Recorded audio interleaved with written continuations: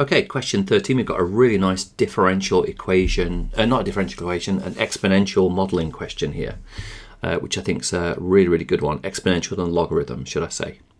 So it says the human population, P billions, is modelled by the equation P is equal to A B to the T, where A and B are constants and T is the number of years after 2004.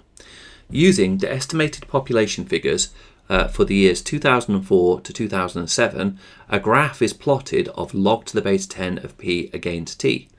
The points lie approximately on a straight line with a gradient of 0.054, an intercept of 0.81 on the log10 P axis. Estimate to 3 decimal places the value of A and B. So I like to, well, let's have a think about what our graph is going to look like.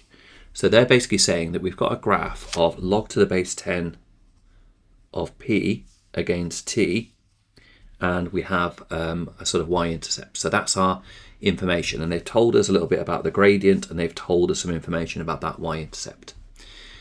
There, like that. Now, the way that I like to do these questions is I like to start off by taking logs of both sides. So let's have a look at the equation. P is equal to A times B to the T, so we take logs of both sides. So I've just written log, but that means log base 10. Then using the laws of logs, I'm going to break up this expression into log A add log B to the T. Then using the power law of logs, I'm going to bring the T to the front.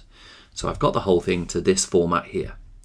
Now what I like to do now is rearrange the whole thing to make it match the form y equals mx plus c. And you'll notice that from our graph, our x is like t and our y is log10 of p.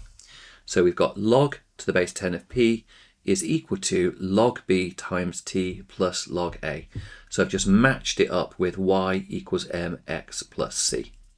So that's perfect now, so we can draw our comparisons and work out what our a and b are. So the question tells us that the gradient is 0.054, and we can see from our equation that that is going to be log b. So log10 of b is 0.054. That means that b is equal to 10 to the 0.054, so b is 1.0125. The question asks it for 3 decimal places, so that's 1.013 to 3 decimal places. Our y-intercept, the question tells us, is 0.81. So that means that log10 of a is our c is 0.81. So that means reversing the logs, that a is 10 to the 0.81. So a is equal to 6.4565. Again, giving that to 3 decimal places, that is 6.457. So we found out our a and our b.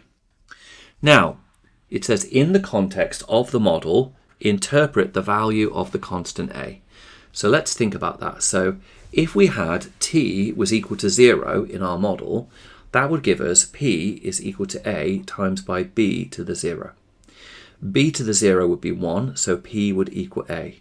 So what this is telling us is that the significance of a is it represents the world population in billions in 2004, basically at the start of when it was being measured. So that's what a means. B, this is the factor by which we're going to multiply each year to increase the population. Because b, if you recall, our b was equal to 1 point whatever it was, 0.1, something like that. So basically what b is, it's the yearly increase in the world population. Or you could say it's the multiplier or the factor by which the world population is multiplied each year. Part C, use the model to estimate the world human population in 2030. So 2030 is going to be 26 years after the 2004. So just putting in our constants that we found, oh, there's b, 1.013.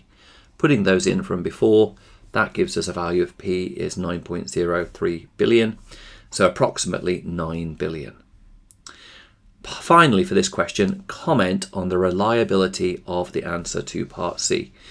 Well, we can't say it's particularly accurate because it's making a prediction that's so far beyond the data that was used. So the estimated population figures for 2004 and 2007 were used. And this is like way, way, way beyond that data.